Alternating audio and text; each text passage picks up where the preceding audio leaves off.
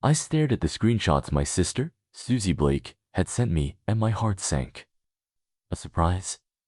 The last time they would ever lie to me. That explained so much. Every year on my birthday, my parents would brush me off with all sorts of excuses. Chris, something urgent came up at work, Mom once said. Chris, I've got a meeting with a friend about business. Order some takeout for yourself, Dad once said. This year, they didn't even bother with excuses. They had simply replaced me with someone else. I tossed my phone aside. My chest felt as if something heavy had lodged itself there. Another WhatsApp message from Susie popped up. Christopher, don't overthink it. Mom and Dad just. I replied with just 2 words. Got it. Overthink it? How could I not overthink it? The facts were right in front of me. That birthday party for their sweetheart was the so-called surprise they had lied to me about. As their biological son, I was nothing more than a backdrop for another boy's happiness. I heard Mom's hushed voice from the living room as she spoke on the phone. Right, we'll go with blue balloons, the biggest and brightest ones. Ben loves blue the most, so it has to be perfect for him. Ben. Listening closely to their conversation, I pieced together the boy's full name, Benjamin Smith. I picked up my phone and searched for the name on Instagram. Soon, a boy with a polished profile picture appeared. His highlighted stories were filled with glamorous photos of him traveling around the world. His most recent Instagram story was a photo of him with my parents, taken in my living room. In the photo, Mom and Dad's smiles were warm and living. Mom's arm rested affectionately on Benjamin's shoulder, while Dad stood beside him with eyes full of indulgence. It was an expression I had never once seen on their faces. The caption read, "Thank you, Mr. Blake and Mrs. Blake. I'm really looking forward to tomorrow's party." Mom left a comment underneath. "Silly child, there's no need to be so formal with us." Meanwhile, Dad gave the post a like. What a perfect family.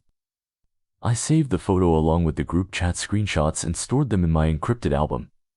These would be the surprises I planned to give them tomorrow. At dinner, Mom made soup and served me a bowl with exaggerated attentiveness.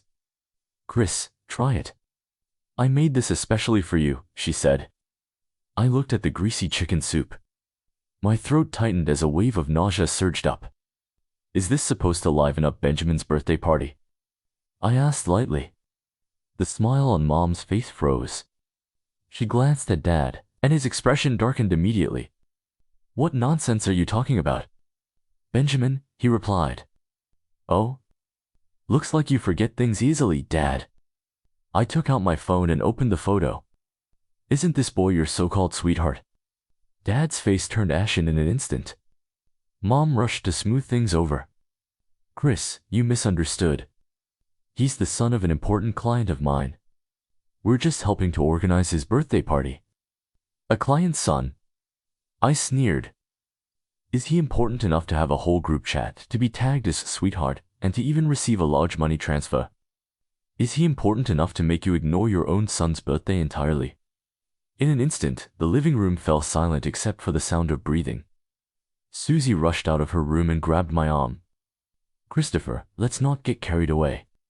I shook her off. "What? Are you going to help Mom and Dad lie to me too?" Susie's face turned pale. Her lips moved, but not a single word came out. The next day, on my birthday, the house was empty. $100 and a note were left on the table. The note was in Mom's handwriting. "Chris, the money is on the table. Buy yourself something good to eat." Chapter 2. My parents had treated me with the same indifference for 10 years. Even the amount of money they gave me had never changed. I crumpled the bill into a tight ball and tossed it into the trash. After last night ended badly, they stopped pretending altogether. I heard Mom talking on the phone in her room. Her voice was brimming with excitement. "The venue is already set up.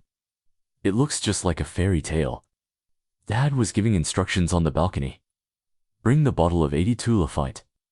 We have to make sure Ben enjoys himself today." All the while, I drifted through the house like a ghost. Susie left early that morning. Before she went, she glanced at me with a complicated look. "Christopher, no matter what you see, trust me." "Trust her?" trust that she was part of this deception too. I let out a cold laugh and said nothing.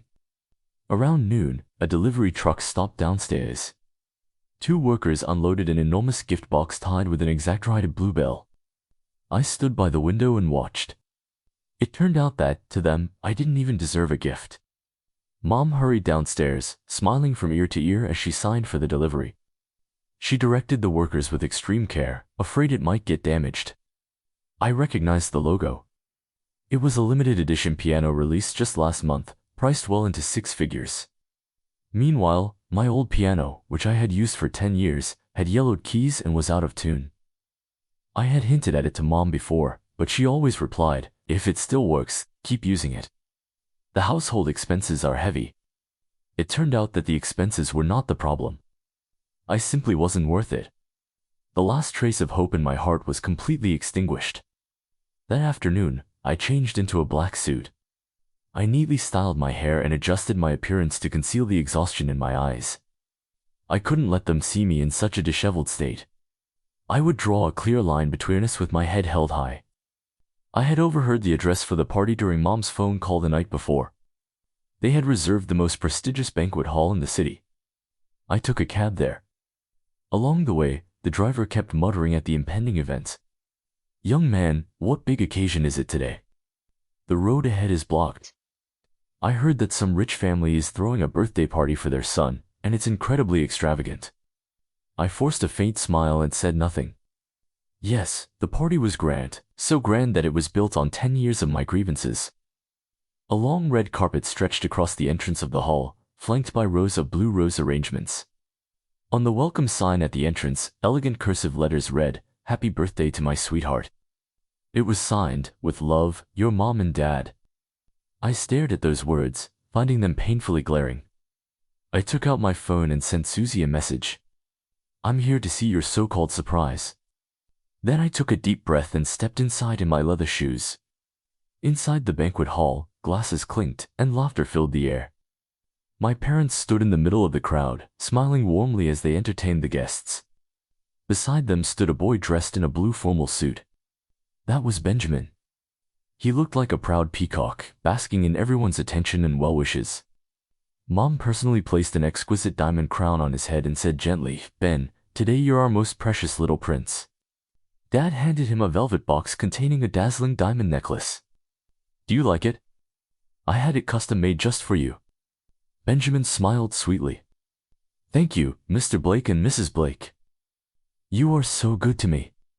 The guests around them gasped in admiration. "Oliver, I can't believe how well you're treating your godson.